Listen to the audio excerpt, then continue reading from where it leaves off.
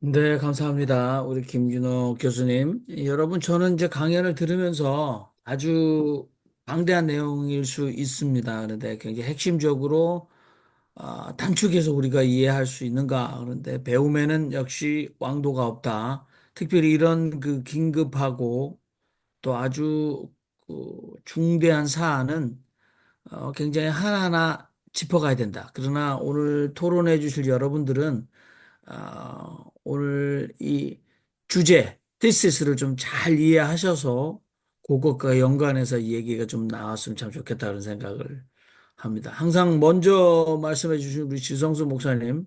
예, 네. 예, 저는 저기 김 교수님 지금 뭐 발제한 것에 대해서는 뭐 이의나 의문이 있을 수 없고 뭐 그 이상 뭐가 상세한 게 어디 있겠어요. 근데 저는 구체적으로 현실적인 얘기를 좀 드릴게요. 그 제가 아마 한국에서 동성애자 선교에서는 아마 제가 최초가 아닐까 싶어요. 저는 1997년에 2월에 시드니에서 세계 동성애자 교회 총회가 있었어요. 근데 그때 마침 정영경 교수가 거기 키노트 스피치를 하러 온다는 거예요. 그래서 동성애자 교회가 뭔지도 모르고 갔죠. 가서 이제 그 친구 그 강의하는 걸 뭐 한 시간 듣고 나머지는 2박 3일 동안 정영경 교수도 뭐 딴 게 할 게 없고 그래서 잠자는 시간만 빼놓고 2박 3일 동안 얘기를 했어요. 도대체 이게 뭐냐 하고 그러면서 완전히 거기서 제가 놀라운 경험을 했죠. 그러면서 저는 뭐 실천 공부하는 사람이 아니라 행동하는 사람이니까 야, 한국에 가서 동성애자 교회를 하면 이 대박 나겠다. 그런 생각이 들었어요. 왜냐하면 물론 그런 교회를 한다고 하면 뭐 박해가 심하고 문제가 많지만 그건 이제 그 맷집은 뭐 제가 능히 감당할 수 있는 거니까 그래서 그런 생각을 해서 무슨 생각을 했냐면은 그리고 그 WFIMCC라는 그 총회에서 세계 동성애자 교회 총회 거기 돈이 좀 있어요. 선교비도 받을 수 있었고 뭐 그런 생각해서 그런 생각을 했습니다. 그래서 뭐를 시작을 했냐면은 인터넷 사이트에 들어가서 동성애자들 사이트에 들어가서 시작을 했습니다. 신앙 상담을 어 그랬더니 나는 목사다. 그리고 뭐 이렇게 애들이 의외로 동성애자들 중에서 많은 사람들이 신앙에 대한 퀘스를 가지고 문제점을 가지고 저한테 메일을 보내기 시작을 했어요. 그래서 그게 굉장히 잘 됐어요. 많이 메일이 오고 답을 하고 저도 이제 퀴어 신학에 대해서 공부를 하고 그런 일이 있었습니다. 그랬는데 한참 하다 보니까 어떤 보리자루라는 아이디를 쓰는 어떤 친구가 저한테 메일을 보내왔어요. 당신은 나는 동성애자다. 그리고 이 안에서 내가 뭘 하려고 하는데 당신은 동성애자도 아니고 더구나 외국에 있으면서 쉽게 말해서 왜 겐세이냐 이런 겁니다. 그래서 당신 같은 사람이 있냐? 그럼 참 잘 됐다. 그럼 내가 당신을 적극 서포트 할 테니까 일을 해봐라. 그리고 내가 세계 동성애자 교회 WFMCC에도 연결을 해주고 하겠다라고 해서 저는 한 1년, 2년 정도 하다 빠졌어요.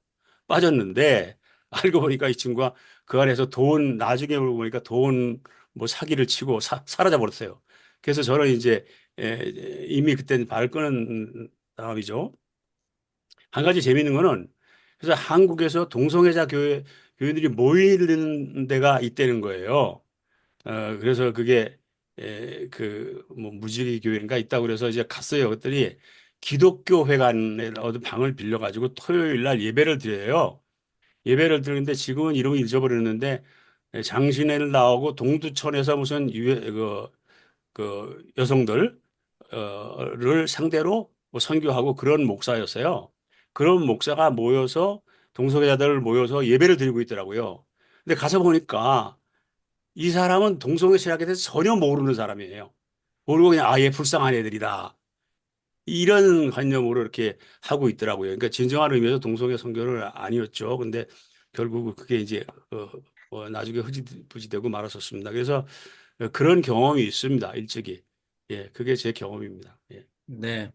한국에서는 이제 지금 이미 미국 같은 경우는 동성애 역사학자들, 동성애자, 그러니까 호모섹슈얼리티를 가진 역사학자, 신학자, 목회자들이 많이 있습니다. 그러니까 그런 일들에 대해서 진정한 리더십을 발휘를 하고 있다고 보시면 좀 좋을 것 같은데 한국은 굉장히 요원한 상황이다.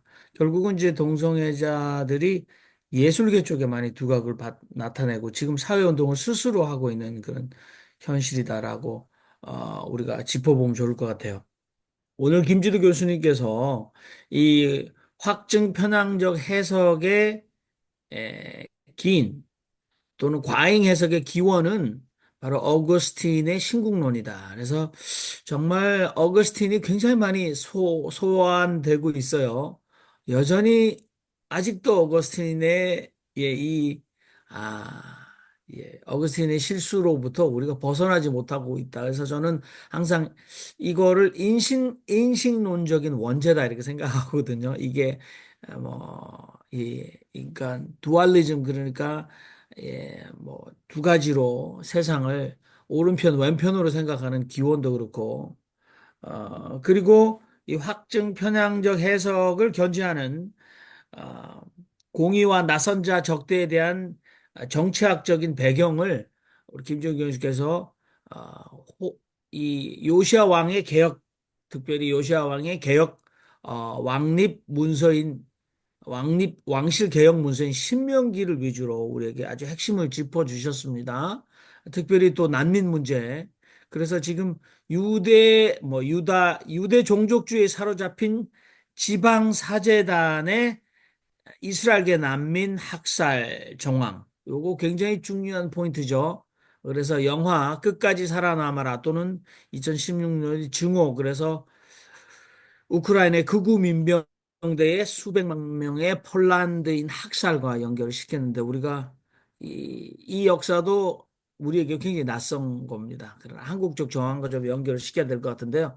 이 원인을 가지고 바로 아, 확증 편향적 과잉 해석이 바로 소돔 멸망 이야기에 우리 뇌리 속에 인식론적인 원자처럼 DNA 속에 박혀 있다 이렇게 우리가 어, 요약을 하면 좋을 것 같습니다.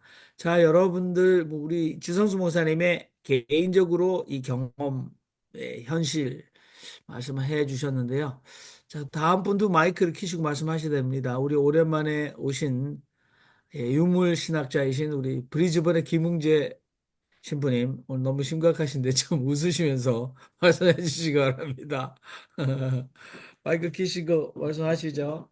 네, 안녕하십니까. 오랜만에 뵙겠습니다. 제가 좀 여러 가지 일도 있었고, 또 갑자기 한국에 또 다녀오게 된 일이 있어가지고, 예, 오랜만에 찾아뵙습니다.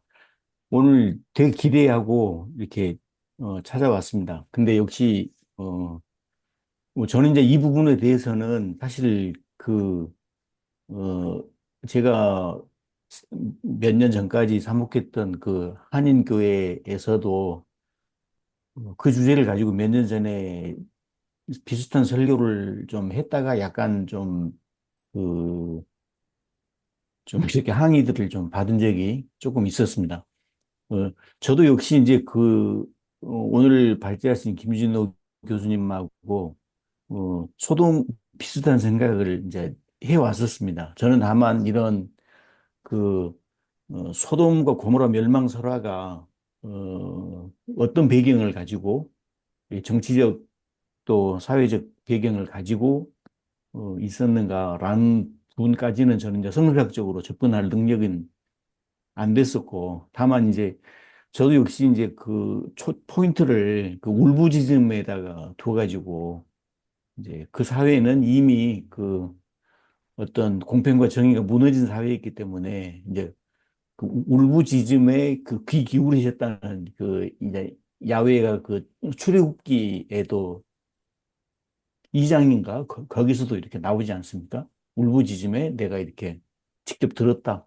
이제, 이제 그 부분하고 제가 좀 이렇게 연관시켜서 그 설교를 했던 적이 있었습니다. 오늘 아무튼 그 부분과 연관해서 이렇게 교수님이 아주 시원한 발제를 해주셔서 속이 다 솔직히 시원하고요. 그, 이게 사실 이제 제가 이제 한국 장로교회 에서의 그 목사로 있었던 경험과 이제 호주 성공회에서 그것도 약간 진보적인 퀸즐랜드 지방에서 이렇게 사목을 하다 보니까 너무 특히 그 부분에 있어서는 좀 두 가지의 그 상황이 극명하게 제 경험이 이렇게 차이가 나는 걸 느낍니다. 지금 그 시드니에 가면 그 유명한 그 LGBT 교회가 하나 있거든요. 혹시 지 목사님은 들어보셨을지 모르겠는데 피트 스트리트 유나이팅 예, 처치라고 예, 예. 아주 오래된 그 건물이고 원래는 거기가 그 회중교회였는데 유나이팅 처치가 그 감리교회, 장로교회 이렇게 연합하면서 거기에 이렇게 같이 들어왔어요. 그래가지고 그 교회는 아주 오래전부터 그 LGBT 교회로 그 유명했었거든요. 근데 이제 그 몇 년 전에 거기에 그 새로운 미니스터로 간 분이 누구냐면 그 제가 브리즈번에서 그 성공회 신학 대학원 다닐 때 저 우리 학교 그 교회사 교수였어요. 그러니까 성공회 사제고 교회사 교수인데 그분이 이제 61살 때 그 성전환 수술을 해가지고 그 좀 상당히 호주에서도 좀 이슈가 되었던 분인데 그분이 이제 거기 유나이팅 처치 미니스터로 이제 가게 되었고 그러니까 이쪽 이제 그분이 원래 속해 있었던 성공의 브리즈번 대교구에서는 그분을 이렇게 파견을 보내는 식으로 해가지고 뭐 이쪽에서 면직이나 그런 걸 시키는 게 아니라 파견을 보내는 것처럼 해가지고 이제 그렇게까지 이렇게 좀 그 부분에 대해서는 되게 이렇게 열려 있고 그런 부분을 볼 수가 있습니다. 그래서 여기서 만약에 소돔과 고모라가 뭐 멸망한 이유가 동성애 때문이다 이런 발언들은 감히 어떻게 감히 어떻게 입에 내뱉을 수가 없는 상황이고 그런 것하고 관련해서 아무튼 요즘에 한국에서 일어나고 있는 그런 이슈들에 비해서는 너무나 큰 대비가 돼서 참 안타깝다는 것도 느껴집니다. 이상입니다. 네. 한국 상황도 사실 일반 시민사회, 특별히 우리가 이제 이 동성애 코드가 영화에 나오거나 또는 뭐 코미디의 소재로 나올 때가 있죠. 근데 이제 영화에는 비극의 원인이나 또 그것을 굉장히 비웃을 때 아주 비정상적인 변태들이라고 비웃을 때 소재로 쓰여지다가 한국이 90년대 제가 볼 때는 말 중반 들어오면서 홍석천 씨의 카밍아웃도 그렇지만 이분들이 인간적이다라고 말하면서 그 청중들이 이렇게 토크쇼를 할 때 그들의 반응을 이렇게 보면 그 문제를 아주 쿨하게 인정하고 그분들의 어떤 그 성소수자로서의 고난이나 아픈 개인사에 대해서 하면서 공감하는 소리를 내요. 그래서 한국 사회에서 상당히 많이 특히 젊은 세대 가운데에서 이 문제에 대해서 아주 휴메니테리언 인간적으로 접근한다라는 생각을 하고 있고 지금도 교회 안에 있는 지식층 저는 이제 한국 교회의 가장 큰 과오 중에 하나가 엔타이 인텔렉츄얼리즘이라고 해서 반지성주의 이건 뭐 거의 맹신의 필수적인 거 아니겠습니까? 그러니까 이 반지성주의에 아주 매몰돼 있는 올드 제너레이션 이분들은 뭐 절대 결단코 마음을 변할 마음이 없는 것 같아요. 이 사적인 성행위, 동성애적 성행위가 결국은 공적으로 나라를 멸망시킨다라는 위기까지 확대 재생산을 했습니다. 그러니까 저는 오히려 희망이 한국의 젊은 세대들에게 있다. 그래서 그 젊은 세대들이 이 교회가 제공하고 있는 이 확증 편향적 해석의 영향에서 어떻게 그들을 차단시킬 건가? 그런 특별히 여러분들 그런데 이제 예외적인 경우가 젊은 친구들 중에서 교회에 아주 굉장히 추종하는 젊은이들. 이 친구들은 사회적으로 또는 교육적으로 배경 보면 굉장한 엘리트들임에도 불구하고 이 문제에 와서는 그 지구 역사가 바로 6천 년이다라고 믿어버리는 과학자가 되는 것처럼 굉장히 골치 아프다 이런 얘기를 합니다. 우리 정숙자 목사님 마이크 키셨으니까 말씀해 주시죠. 저는 동성애 문제를 알았던 때가 1976년도입니다. 카나다에 처음으로 일본에서 한국에 왔다가 한국에서 외국으로 간 것이 처음 저는 그게 좀 경험한 포럼 중이어서. 네, 네. 것이 때인데요.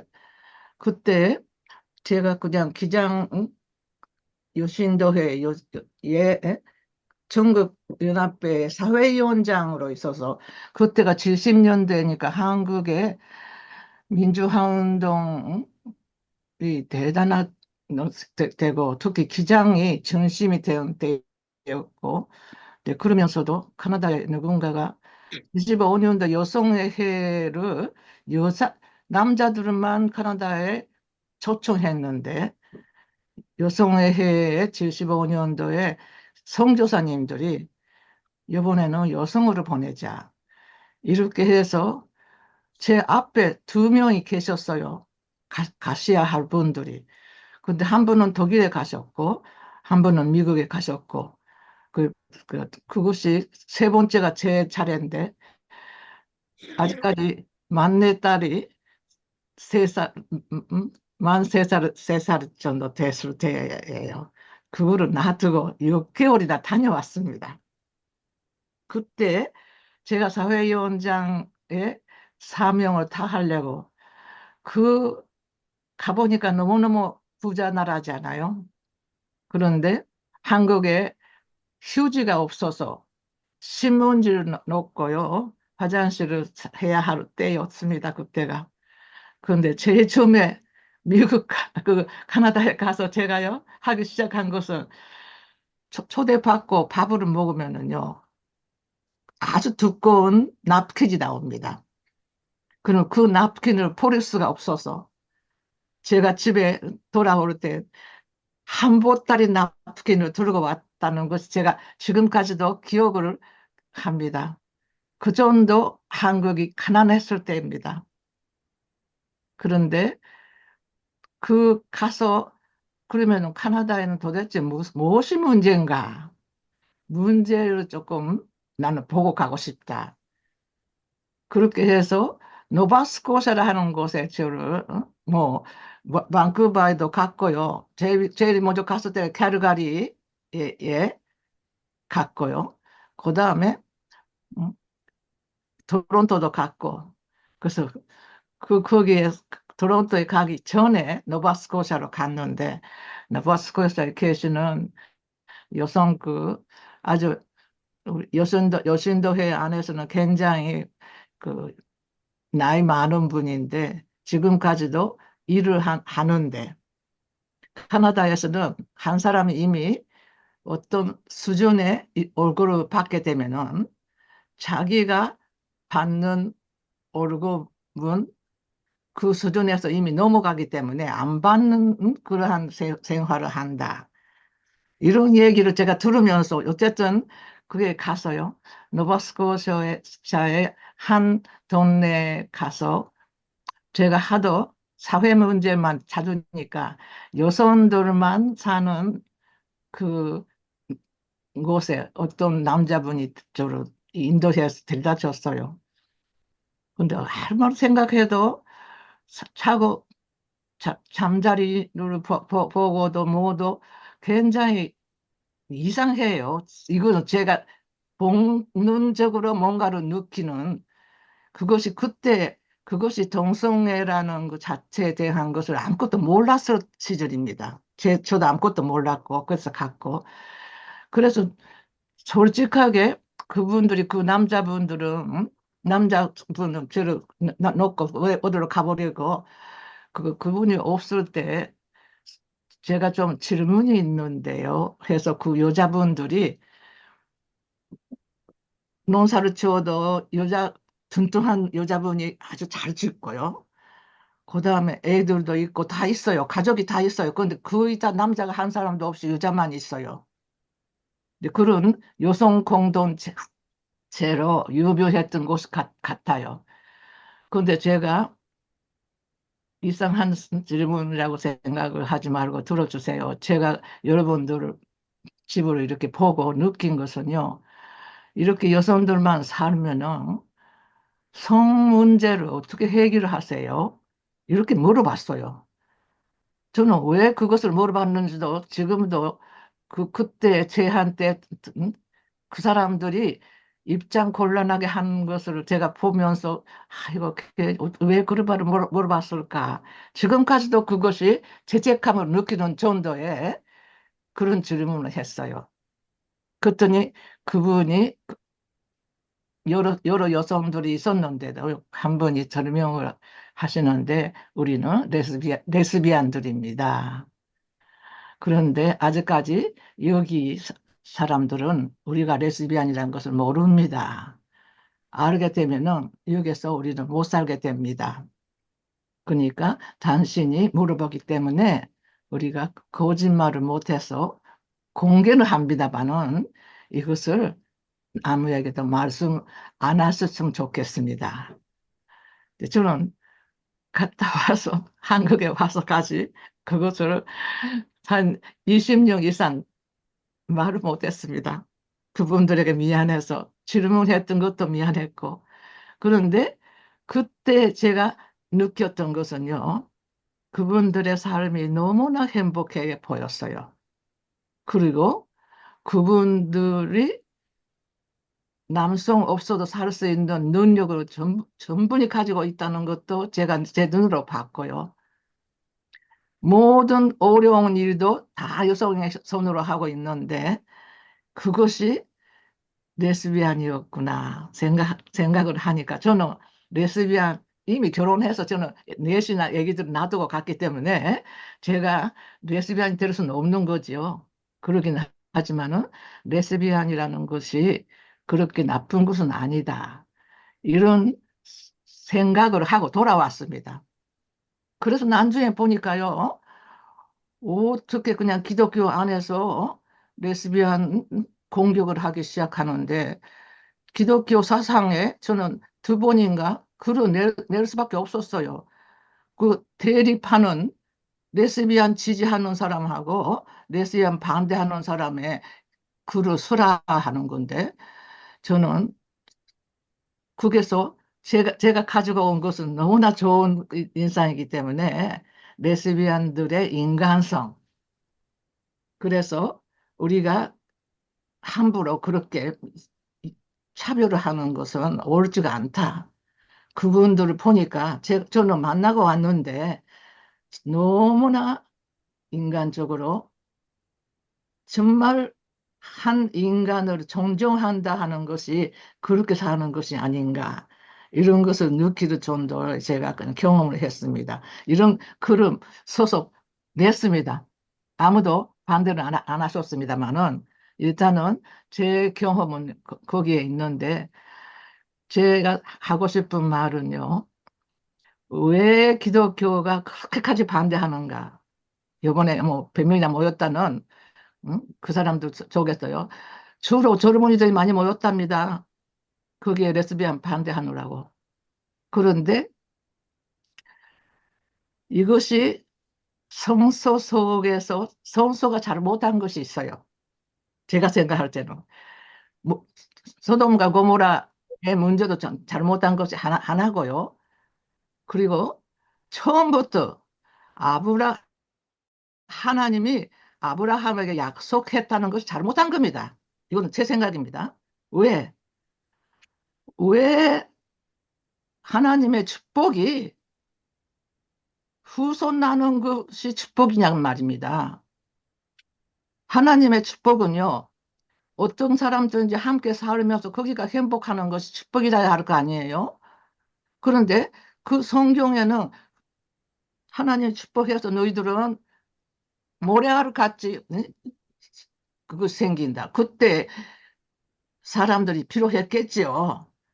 그렇지만 그거 자체가 기독교의 중심이 되는 것 같이 기록이 구약 성서의 기록은요. 그것이 중심입니다.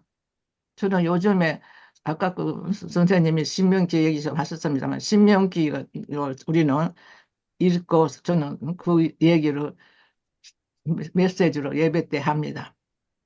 그런데 그 축복이라는 것 자체에 대한 하던 사람이 그렇게 받았는지, 정말 하나님이 그렇게 진짜 그런 말씀하신 것인지 그것까지는 제가 모르겠습니다. 그러나 그런 성소를 전부 다 하나님이 그가 주신 것이다고 고백하면서 믿고 있는 사람들이에요. 마음 못 바뀝니다. 보수, 보수분들이 듣기 어떻게 바꿉니까? 힘듭니다. 이것은 제 의견입니다. 네, 정숙자 목사님의 체험에 감사합니다. 특별히 뭐 어려운 이야기 나눠주셨는데 아무튼 저는 뭐 여성 신학적 성서 해석 특별히 세대를 뛰어넘으시잖아요. 저런 생각을 하고 계신 것들이 벌써 그러니까 결국은 우리가 저도 이제는 기성세대 조부모 세대로 들어가고 있습니다만은 희망을 우리가 가져야 된다는 생각이 듭니다. 자, 여러분 혹시 다른 분들도 오늘 아니 성경을 읽어야 되는데 문자적으로 그렇게 성경이 아주 순수하게 성경이 고발하는 대로 받아들이면 되는데 왜 이렇게 복잡하게 역사적인 현실 뭐 정치학적인 배경이나 지질 고고학적 연구의 결과까지 집어넣어야 되고 나는 뭐 창세기에 나온 것과 이 요시야 왕이라는 이 왕까지 연계해서 그게 기원전 7세기 그래서 뭐 굉장히 수백 년의 간극이 있는 거에 대해서 그 왜 그렇게 따져야 되는가 이렇게 생각하시는 분들에게는 우리가 어떻게 접근해야 할까 또는 뭐 그런 이견이 여기서도 저는 나올 수 있다고 보거든요. 그러니까 예, 우리 김상재 목사님, 여기 안 계셔 버리네요. 셨는데, 이게 이제 성적 타락의 아주, 예, 가장 확연한 예가, 예, 약탈적 사랑, 이거 좋은 단어 같아요. 이렇게 표현하면 좋은데, 동성애다, 이렇게 얘기를 하잖아요. 그리고 동성애를 가진 사람, 그러면 이성애를 가진 사람의 삶이 신체적, 정서적, 경제적, 교육적, 문화적 굉장히 삶이 많은데 왜 동성애적인 성향을 가진 분들의 삶은 반드시 약탈적 사랑만 하고 여기서 소도마이트라는 영어 단어가 성도착증이라는 아주 부정적인 단어로 이제 만들어져 버렸잖아요. 그러니까 일반 사회 인식이 거기 소도마이트 그러니까 동성애자들은 성도착 즉 환자들이다. 그래서 이 SNS에 보면 이 사람들 늙어 죽을 때 비참하게 죽는다라는 예 잘못된 루머를 계속 확대하고 있습니다. 양보영 선생님 말씀하시죠. 아니, 저는 여기서 아까 그 말씀하신 것 중에서 동물하고 사람 간에 만들어진 거에 대해서요. 제가 이태리 갔을 때, 반은 여자고 반은 말. 그걸 갖다가 한 몇 개를 해가지고 거기 어떤 광장에 그걸 갖다 한 걸 조각상을 갖다가 봤거든요. 근데 그걸 갖다 보고 제가 거기서 참 특이하다. 이런 벨 희귀한 것도 다 만들었네. 그런데 이제 그 다음번에 무슨 어떤 책을 읽으니까, 반을 그거는 말과 사람을 섞었는데, 요번에는 그게 아니라 사람과 아주 호랑이라든가 사자, 굉장히 제일 폭력적인 그 동물. 그래갖고 그걸 교벌이를 해가지고서는 만들면은 그게 사람의 머리와 그 가장 힘이 센 그런 동물이 나오는 거잖아요. 그러니까 반은 사람이고 반은 호랑이. 그래가지고 그 사람들을 갖다 계속 만들어내면은 그 사람들이 전쟁을 일으켜가지고 이길 수 있다. 어떤 나라를 뭐든지 그런 걸 제가 어디서 하던 생각은 잘 안 나는데 그런 걸 본 적이 있어요. 그러니까 지금 보니까 로봇 AI 같은 거 만든 거는 이건 또 이도 아니에요. 그렇게 옛날에 어떻게 사람하고 동물하고 같이 협작을 해가지고 그런 걸 만들었을까? 근데 그 이태리에서도 있었고 그 비엔나에서도 있었던 것 같아요. 그런 조각상이 사람과 동물과의 그 조각상이. 그래가지고 정말 이거에 대해서 정말 그 옛날 사람들의 그 생각이라는 거가 우리가 요새 뭐 굉장히 발달했다고 하지만 옛날에 더 발달됐어요. 사람과 동물과의 그걸 갖다 만드는데 하여튼 그거 같은 요새 다시 만들어내겠다 그러는데 요새는 진짜 사람도 만들어내는 세상이잖아요. 하나님이 만드는 게 아니라 정자와 난자를 갖다 합쳐갖고 내 맘대로 사람을 만들어내는 세상이에요. 그래가지고선 제가 이제 주위에서 그렇게 태어난 애들을 많이 보는데 어마어마하게 똑똑해요. 무지무지 똑똑해가지고 내가 놀란 거는 4살 먹은 내가 이제 애를 키워봐서 하는데 4살 때 얘가 어떨 거다 하는데 4살 때에 그 애가 말하는 거 보면 내가 너무너무 놀랐어요. 그 박사 최고의 정자와 이제 엄마도 똑똑하지만은 그런 애가 이제 4살이 됐는데 걔가 이제 여러 군데 가면서 비교를 하는 거예요. 미국보다 한국의 해변가가 너무 아름답다. 미국 해변가는 뭐 사람이 4살짜리가 어떻게 저런 걸 갖다 생각해낼 수가 있을까? 그리고 이제 얘가 어디 가면 나는 한국이 더 살고 싶어. 왜 그러냐면 미국보다 더 너무 이게 뭐 재미난 게 너무 많아. 이런 걸 4살짜리가 말을 하는 거예요. 그래서 내가 너무 깜짝 놀랐는데 똑똑한 애들을 만들었는데 이제 그 거기 만들어낸 애의 엄마들이 레즈비안이에요. 레즈비안이 최고의 박사를 갖다 얻어가지고 난 정자를 얻어가지고 얘를 나갔고 한국 여행 갔다 온 스토리를 갖다 제가 얘기를 들었는데 너무너무 똑똑한 애를 낳았다. 그리고 그 애가 말하는 거 보면 말도 못해요. 언어 구사력도 대단하고 자기는 뭐 엄마가 둘이다. 그리고서는 또 이제 또 할머니들이 또 엄청 사랑해가지고요. 말도 못해요. 그렇게 애가 그냥 뭐 얘가 또 롱알랜드에서 엄청난 그 부잣집에서 주희 씨랑 같이 이제 사는 애인데 그렇게 부잣집에서 있는데도 불구하고 한국이 더 좋다고 그러네 얘가 어마어마한 걸 다 본 애인데도 조그만 애가 그래서 걔의 그 구사력도 놀랬고 하여튼 저는 그런 거에도 그 레즈비안들의 생활이 굉장히 행복하게 하고 있다는 걸 많이 행복한 부부들을 많이 어서 보고 또 하여튼 그 동물과의 그 옛날에 그 일곱 그 선생님이 얘기하신 거 동물과 사람과 교배 이거가 정말 AI보다 더 기가 막히다는 것 같다가 느꼈습니다. 그거에 대해서 조금 좀 더 설명해 주시면 감사하겠습니다. 네. 길가메시 설화에 나오는 것인 것 같은데요. 그거는 우리 김준호 교수님 말씀하셔도 좋고. 그러니까, 그러니까 길가메시가 이제 우르크의 왕으로 이제 나오는데 엄청 폭정을 해서 백성들의 원성이 자자해서 그게 이제 신한테 전달됐고 신들이 이제 땅의 신인 그 아루루 여신인데요. 그분한테 이제 네가 책임져라고 했더니 이제 그 저격수를 보냈는데 그 저격수가 반인반수로 나와요. 그러니까 이제 실제로 이게 아마 저기 우리 고구려 탄 저기 창 뭐죠 건국설화에도 이제 주몽의 어머니인 유화가 아마 반인반수로 나올 겁니다. 또 신라도 이게 반인반수 설화가 있고요. 그런 식으로 이제 고대의 반인반수의 신이 많이 있는데요. 또 이제 어떤 벽화는 야훼를 반인반수로 묘사한 것도 있고 그러거든요. 그러니까 그게 굉장히 이 고대 많은 이제 그 설화 전통 속에 있는데 그거 이제 해석하는 사람들의 해석은 이제 뭐 이제 이 왜 우리나라는 알에서 태어난 왕들이 많잖아요. 이건 이제 설화에 의하면 이제 그런 것들이 가지고 있는 이제 신령함, 사람들 사이에서 태어난 존재가 아닌 것에 대한 신령함에 대한 이제 믿음들이 있었던 것 같은데 빌가메시 소사시에도 이제 설화에도 이제 엔키두라고 하는 이제 저격수를 보냈는데, 그가 이제, 처음에 반인반수로 왔다가, 여성 사제와 만나면서 이제 아주 격정적인 사랑을 하면서 이제 완전한 사람으로 바뀌는 얘기가 나오거든요.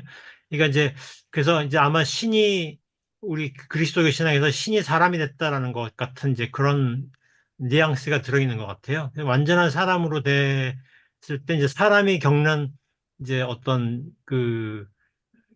시간과 공간의 한계 안에 들어온 거고, 그러면서 이제 길가메시와 이렇게 격투를 하면서 이제 길가메시와의 이제 엔키두의 만남이 이제 이 그, 그러니까 호모섹슈얼리티잖아요. 이제 그 만남이 둘을 성숙하게 해서 길가메시가 이제 이게 숭고한 왕이 되었다. 이런 설화 내용이 얘기하는 게 이제 이런 내용이거든요.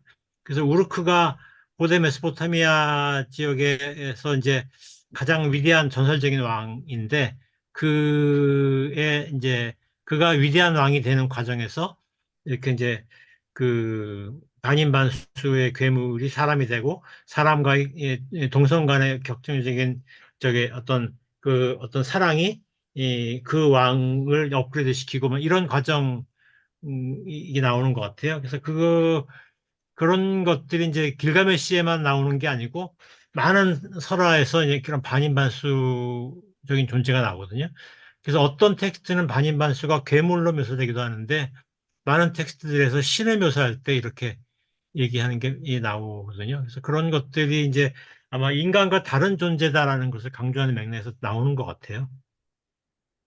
네, 감사합니다. 설명. 요거는 이제 또 다른 주제이기 때문에 다음에 우리가 더 깊게 토론을 했으면 좋겠습니다. 그러나 예. 그러니까 뭐 이거를 동성애 오리 또는 그 이 확증 편향적인 소돔 멸망의 설화 이것과 길가메시가 어떻게 연결되는 건가라는 초점은 사실은 여러분들 길가메시 설화와 소돔 멸망 설화를 비교한 목적 그다음에 그것이 이제 기원전 23세기나 28세기였는데 7세기에 와서 왜 그것이 중요한 자료로 기록되어졌는가 그리고 그 간극과 길가메시 설화나 소돔 멸망 설화의 의미가 오늘 어떻게 공의가 없는 네.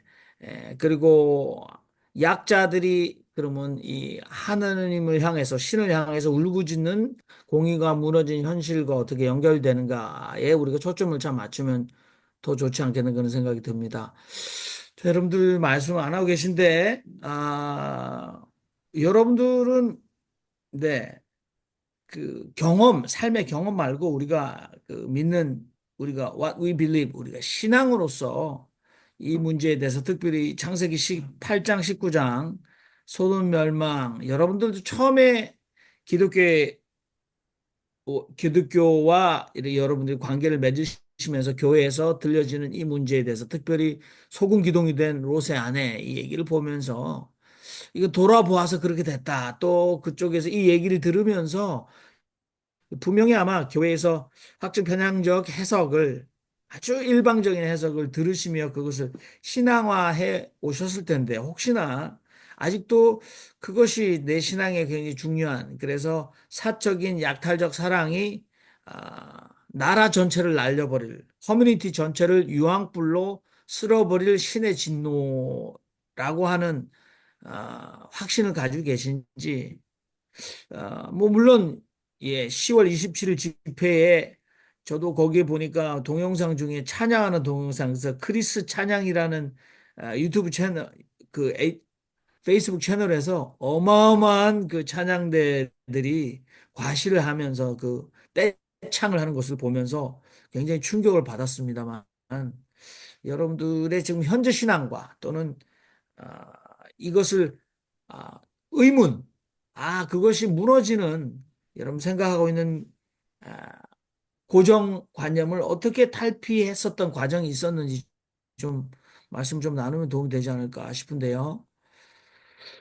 우리 오클랜드 뉴질랜드 이동규 선생님은 지난번에 이제 뉴질랜드 현실 그래서 전 세계에서 아마 동성애 합법화가 암스테르담이 첫 번째고 뉴질랜드 두 번째다. 그래서 굉장히 특혜를 받는 지역에서 살고 계시고 아시아에서는 예 대만 이미 동성애 결혼 합법화했습니다. 굉장히 앞서 있는 의식이고 대만의 신학자들이 동성애에 대한 연구를 굉장히 많이 하는 걸 봤어요. 박사학위를 많이 받는 걸 많이 봤는데 한국은 요원한데 아무튼 뉴질랜드 상황과 견주어서 우리 이동규 선생님의 개인 신앙도 좀 살짝 말씀해 주시면 도움이 될 것 같아요.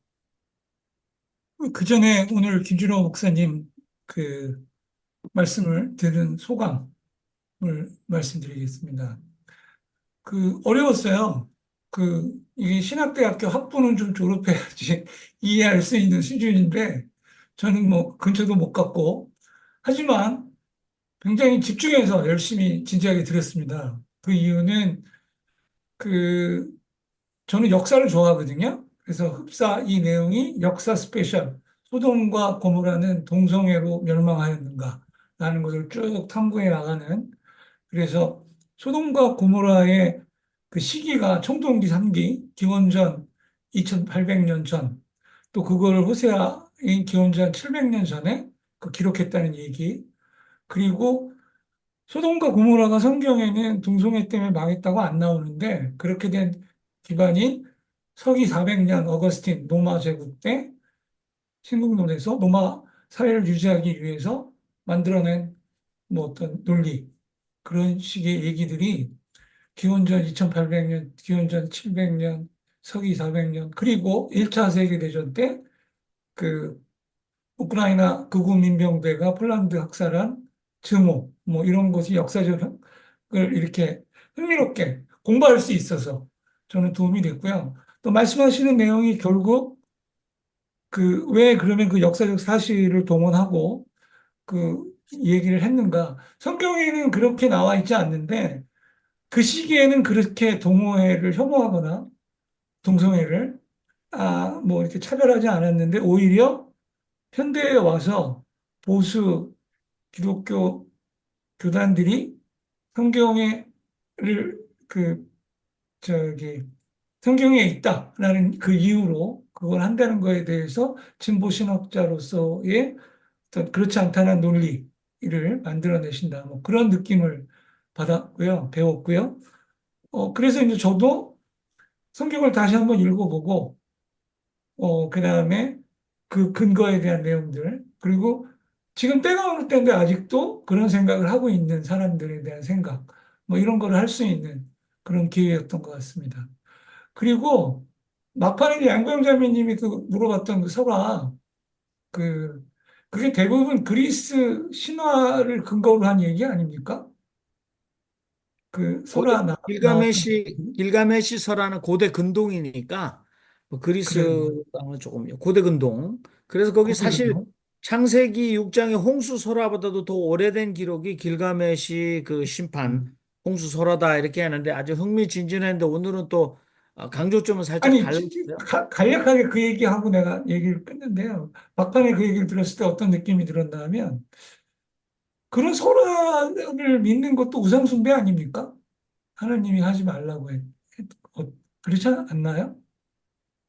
그 믿는 것보다는 거기에 그 예. 길가메시 설화의 배경에 정치사적인 배경이 있으니까 거기에 어떤 갈등으로 저런 알겠습니다. 이야기가 만들어졌고 이야기가 계속 네, 네, 구전됐을까라고 생각하니까 참고로 예, 그 이게 공의가 없어가지고 이 아주 악한 왕이 어떻게 예. 처단하는가 뭐 요런 죄송합니다. 얘기를 이제 참고하는. 김웅재 사장님께서 웃는 이유를 알겠습니다. 제가 말 잘하다가 막판에 본색이 나오는구나. 라고 그렇게 얘기하시는 것 같아서 여기서 마무리하겠습니다. 아니 저는 우리 김진호 교수님께서 믿는다라는 것보다는 그 가치가 굉장히 중요하다. 아까 영화도 굉장히 중요했지 않습니까? 증오라는 영화 저도 꼭 한번 보도록 하겠습니다. 근데 오늘 이제 우리가 좀 챙겨야 될 것 중에 하나는 소돔이라는 단어, 이 지명이죠. 또는 뭐 소돔과 고모라 같이 나오는 단어가 이제 제1성경, 제2성경 이렇게 하셨죠. 차별하지 않고 히브리 성경 8번, 그리고 이제 뭐 헬라어 성경 6번. 그래서 14번이나 나오지만 하나님의 이 소돔 멸망의 근거가 결단코 동성애 때문이라고 한 곳도 얘기한 것이 없다라는 거죠. 그러니까 창세기 18장 19장에 확증 편향적 과잉 해석으로 그것이 이건 원인은 멸망의 원인은 유황불 멸망의 원인은 동성애다라고 우리가 믿고 있지만 정작 성경 자체를 14번 다른 곳에서 예언서라든지 신약이 언급됐던 거를 가져와도 거기는 동성애 때문에 아주 짧지 않습니까? 예, 아주 동성애 때문에 멸망한라고 얘기할 수 있어요. 예, 아니면 약탈적 사랑 뭐 이렇게 할 수 있어요. 근데 오히려 공의라는 거죠. 예, 약한 자를 물론 민중신학이다 이렇게 얘기하시면 굉장히 또 그건 서운한 거예요. 민중신학이기 때문에 그렇게 보겠지라고 하는 거는 굉장히 서운할 텐데 아무튼 14번의 소돔이라는 언급이 나오는 성경에 봐도 우리가 지금 확정 편향적 해석을 하는 동성애가 소돔성 멸망의 결정적 원인이라고 밝히고 있는 성경은 없다. 그러니까 성경 자체가 침묵하고 있는데 우리가 확신하고 있다라고 생각해야지 될 것 같다. 제가 생각이 한마디 해도 될까요? 네네. 네. 제가 이해하고 있는 소돔 고모라의 멸망은요, 롯의 처가 하나님께서 뒤돌아보지 말라. 맞으면 하나님이 그것을 하거든요. 이미 소돔을 멸망시키려고 합니다. 그런데 뒤로 돌아보지 말라고 그러는데 그것을 뒤로 돌아봐서 자기는 그것으로 기둥이 돼버리잖아요. 근데 그것이 제 이해로 간다면은 이미 하나님이 어떤 이유는 거기에 말씀 안 하셨어요. 이미 그분들에 대한 벌이라 그럴까요? 그것은 이미 주는데 그것에 하나님의 명의에 저는 왜 그냥 롯의 처는 그것에 그거 했을까? 그- 궁금했을까? 그러니까 인간이 가지고 있는 못 믿는 그런 아니면 다른 사람들이 죽어가는 것을 그냥 구경하면서 좋아하는 마음 그런 것이 만일 있다 그러면은 오히려 그런 것들이 멸망의 원인이 아닌가 저는 그렇게 생각을 합니다. 네네. 어, 그 길가메시 설화에서도 그렇고 소돔 멸망 특별히 그 당대는 동성애가 아까도 우리 김준호 교수님 말씀하신 동성애가 기괴한 그런 성적 예, 행위도 또는 변태로 이렇게 인식되지 않았다라는 거죠. 굉장히 중요한 것 같고요. 그다음에 이제 신국론을 썼던 로마 사회에서도 매춘은 네, 세금을 받는 합법화되어 있었다라고 하는데 저는 정숙장 목사님 말씀하신 거에 대해서 특별히 그 로마 시대에는 철저하게 그 사회가 이미 결정론적으로 계급 사회였습니다. 황제, 신 다음에 황제 아래의 성주들이나 그다음에 이제 노예까지 이 여러분들 우리가 글래디에이터 영화에서도 보지만 결탄코 그 사회 신분 체제 자체가 어, 예 이게 전복될 수 없는 그거는 정치적으로뿐만 아니라 문화적으로나 예, 종교적으로도 철저히 그것을 보강하고 강화시켰지 전복시킬 수 없었는데 오히려 로마 시대의 여성 동성애적 사랑은 찬미되거나 예술의 소재로 되어 있지 않은 거죠. 저는 제가 충격을 받은 거는 남자의 역할은 항상 페네트레이터 역할을 해야지 되는 거죠. 우위적인 오른편처럼 스트레이트처럼 남성은 여성 위에 군림하고 지배해야지 되는 거죠. 근데 남성 중에 그러니까 아주 아름다운 남성의 몸을 가지고 있는 남성이 남성과 사랑에 빠지는 것, 그것을 가장 숭고한 사랑으로 얘기하는데, 감히 여성 중에서 체제를 전복하듯이 남성 역할을 하려고 했을 때, 레즈비안적인 사랑은 어마어마하게 억압당했던 그 로마 사회 속에서도, 저는 그걸 보면서 미국의 현실을 오히려 짚어본다면, 백인 상류층 게이들, 속에서 그들의 해방의 이슈가 흑인 게이의 문제로 결단코 같이 연대하지 않습니다.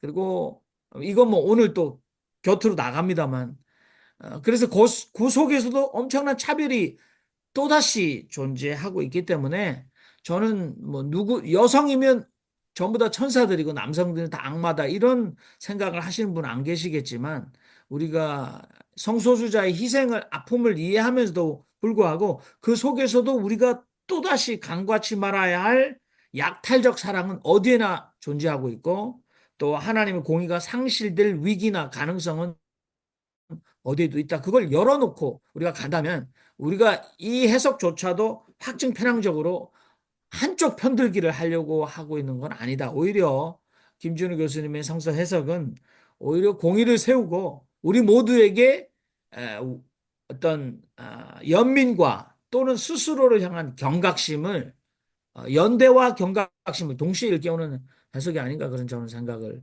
해봅니다. 자, 여러분 말씀하지 않으신 분들 좀 계속해서 말씀해 주시면 좋은데 우리 뉴저지 헨리키 목사님 오늘 좀 늦게 오셨나요? 오늘도? 네. 마이크 켜셔야 되는데 네. 카메라를 끄셨어요. 마이크는 됩니다. 네네네. 카메라도 됐나요? 네네, 다 됐습니다, 이제. 제가 잠을 2번 자다 보니까 헷갈렸습니다. 오늘 네네. 꼭 들으려고 그랬는데, 마지막 증오 부분부터 듣게 돼가지고, 그 영화를 꼭 봐야 되겠다라는 그 결심이 아주 섰습니다. 성경이 얘기하고 있는 것들을 우리가 문자적으로 해석하게 될 경우에 일어나는 일들이 오늘날 어마어마한 종교개혁 시위를 맞이해서 우리 개신교가 완전히 또 확증 편향에 뒤집어져 가지고 비단 그 성소수자 뿐이겠습니까? 그거를 빌미로 한 자기들의 기득권이 침해될까봐 그거를 푯대로 내어 설고 이렇게 하는 것을 봤을 때 저는 우리 미국에서도 보수 또 복음주의 그러한 기독교의 이제 남부에 있는 남침례교 뭐 그런 쪽에서 그거를 이제 표방하고 있는 것이 패밀리라는 것이라는 것을 이제 많이 느끼게 되는데, 이 가족이라는 거를 아까 우리 정숙자 목사님이 이 후손들을 많이 낳는 것이 그 하나님의 축복이다라고 한 거에 대해서 저도 굉장히 공감을 하고 있습니다. 과연 후손들을 많이 퍼뜨려서 하는 것이 하나님의 진정한 축복일까? 공의일까? 이제 이런 면에서 소돔과 고모라 이후에 또 그 이야기대로 본다면 롯의 패밀리도 사실은 여러 가지 근친상간적인 그런 모습이랄지 이제 이런 것들이 성경에는 어마어마하게 많이 폭로되고 있는데, 그런 것들을 또 오늘날 이 사회가 한국 사회가 참 찌질이도 못난 우리 한국 사회의 일반의 그 기득권층들이 이제 그런 것들을 지키기 위해서 자기들의 확증 편향으로 나가고 있는 것들을 우리 개신교회가 그대로 이제 그거를 푯대처럼 자기 자신이 뭐 바람막이처럼 이렇게 하고 있는 거에 대해서는 굉장히 가슴이 아프고, 저도 태생은 복음주의적인 그런 태생에서 이렇게 시작했지만 이 신앙의 진실을 알아가고 성경을 더 읽어보고 또 여러 가지 역사적인 맥락들을 갖다 따져볼 때는 과연 기독교가 뭔가 이런 질문과 성찰을 하게 되게 되어 있는데, 오늘 김진호 우리 교수님께서 말씀해 주신 것은 제가 또 추구하는 그런 쪽의 맥락과 또 일치하기 때문에 저는 적극적으로 이것을 더 읽고 우리 교인들이 읽어서 그냥 겉으로만 읽는 게 아니라 진정으로 읽어서 같이 논의하는 그런 토론의 장으로 아니면 신앙의 장으로 같이 나갔으면 하는 그런 바람이 있었습니다. 네, 여기까지만 감사합니다. 제가 말씀드립니다. 김준우 교수님 이제 마무리하면 좋겠는데요. 저는 김준우 교수님께 여쭤보고 싶었던 부분이 바로 그러면 지금 한국 상황에서 하나님의 공의가 무너진 현실로 아파하고 고통당하는 울부짖는 약한 자들의 문제는 무엇인가? 그들이 토로하고 아벨의 어떤 억울한 피처럼 그 피가 하늘을 향해서 울부짖는 소리는 무엇인가? 어떻게 감지하고 계신가 여쭤보고 싶은데요. 저는 그 팽목항에서 생때 같은 자식을 잃은 부모님의 울부짖음 10주년이 됐습니다. 그리고 이태원 참사 2주년. 근데 이태원 참사 2주년이 부모들이 항의를 하는 그 현장, 네, 용산구청장인가요? 뭐 이런 부분에서 또는 죽어간 아이들이 그 넓은 곳에서 그 문제를 이해했을 때 교회에서 나왔어요. 극우 집회에 참여한 권사라는 그런 인물들이 와서 이 부분을 바로 동성애와 연결시켜서 마귀를 섬기고 동성애를 변태적으로 일삼는 아이들에게 여기 와서 그런 저주는 정말 예. 어떻게 저렇게 부모들이 저렇게 울부짖는데 같은 자식을 키워오는 부부로서 할 수 있는 얘기가 아닌데 거기에 기독교 맹신이 증폭제 역할을 하는 걸 보고 너무나 놀랐는데 아무튼 오늘 김진호 교수님께서 마무리 발언을 좀 해주시면 좋겠습니다. 네. 그 얘기 전에 하나만 보충해드리면, 많이 나온 얘기 중에 하나가 이제 길가메시 얘기인데, 길가메시가 초기 청동기 시대 서사잖아요. 근데 그 시기와 멀지 않은 시기에, 그 창세기에 보면 메소포타미아 중원지, 그러니까 유프라테스 강 하류 지역과 가나안 지역과의 거리가 멀지만 벌써 청동기 초기부터 침략 관계가 있었다라는 거. 이제 그것은 이제 그 이 튀르키예 동부 지역과 그, 이란, 이라크까지 이어지는 메소포타미아 중원 지역과 이집트와 이 광역이 하나의 역사권이어서 그 지역 간의 담론 이동이 굉장히 활발했던 현상이에요. 길가메시 서사시는 유프라테스 하류 지역, 중하류 지역의 담론이지만 이미 이제 가나안 지역까지 확산되어 있었던 것 같고요. 그래서 이제 그 길가메시 서사시에 나오는 섹슈얼리티에 대한 관점들이 그 메소포타미아 지역 전체의 어떤 그 담론 현상으로 볼 수 있을 거다라는 관점에서 길가메시를 끌어온 거로 이해해 주시면 좋겠습니다. 이제 한국 사회 모순의 핵심에 한국 교회가 있는 건 다 아시잖아요. 저는 이제 그런 분석에 좀 더 적극적으로 이제 해와서 제가 한국 교회 이제 최근 한국 교회가 특히 21세기의 한국 교회가 리세팅되는 과정에서 한국 사회 파워 엘리트를 과점하는 집단이 한국 교회와 깊이 연루되어 있거든요. 그래서 한국 사회를 형성하는데 중요한 어떤 원인자 역할로 교회가, 특히 교회 엘리트 시스템이 작동하고 있다는 거, 그 문제예요. 그리고 한국 사회가 지금 언더클래스 현상이 굉장히 심각하거든요. 그래서 그런 점에서 우리가 분석해야 되는데, 근데 한국 교회의 자기 서사에서 한국 교회가 지금 이제 지금 한국 사회에서 뭐 많이들 아시겠지만 혐오 종교가 돼 버렸거든요. 그러니까 한국 사회에서 개신교 인구는 20%가 20%가 좀 안 되는 정도가 개신교 인구인데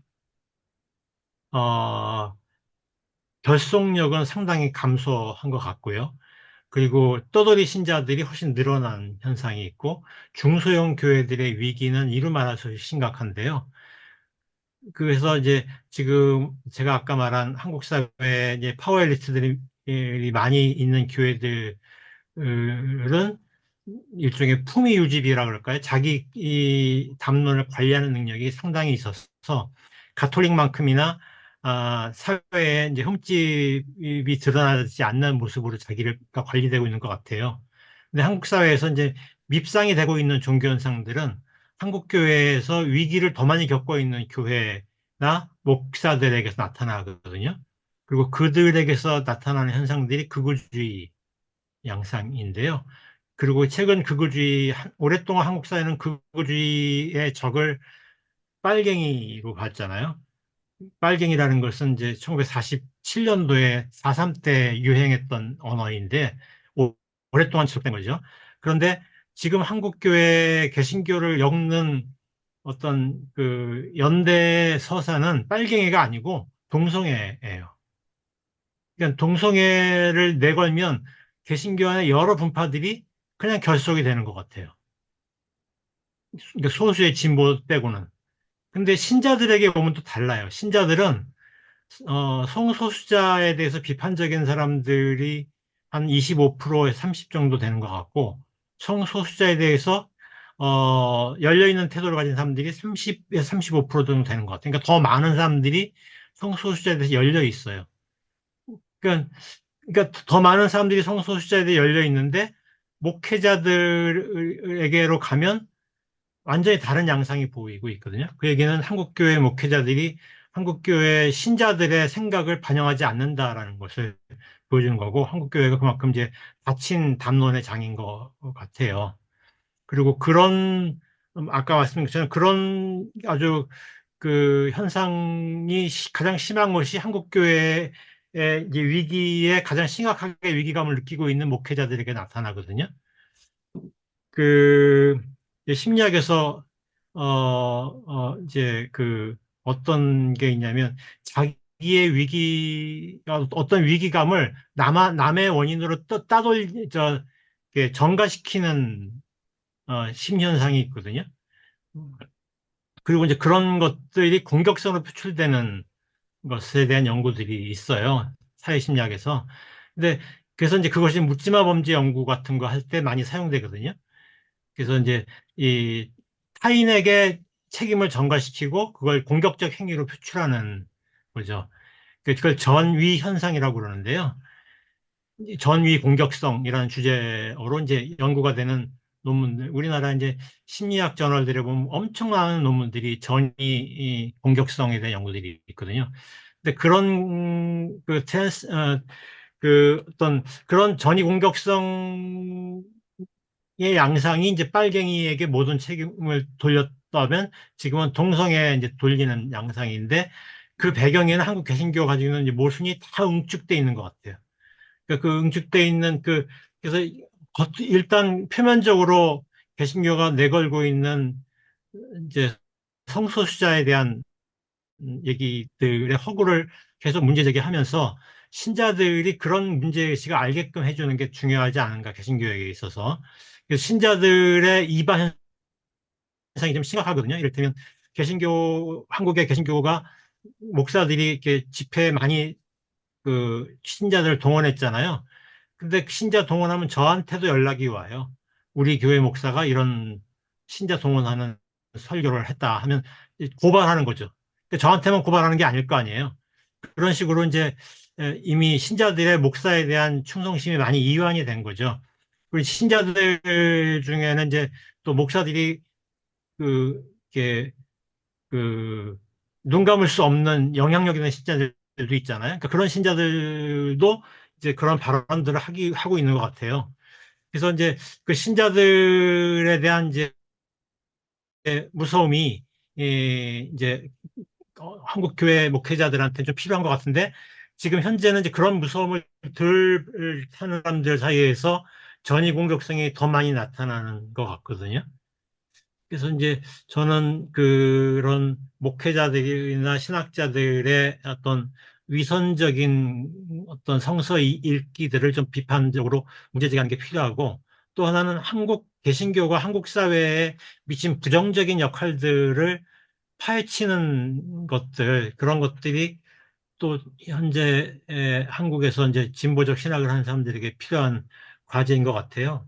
그래서 뭐 저는 이제 그런 일을 하려고 노력을 하는데 영향은 별로 없지만 이제 그런 데 관심이 있고요. 또 제가 생각하기에 이제 이 모임은 또 그런 역전의 용사들이 이렇게 모여 계시니까 그런 것들을 좀 이렇게 나누면서 우리 생각을 좀 발전시켜 가면 좋겠다라는 기대를 가지고서 제가 그냥 뭐 부족한 발제를 했습니다. 네, 김준호 교수님, 두 달에 한 번 오시는데 너무 지속적으로 저희와 이렇게 협력해 주시고 또 발제해 주셔서 너무 감사합니다.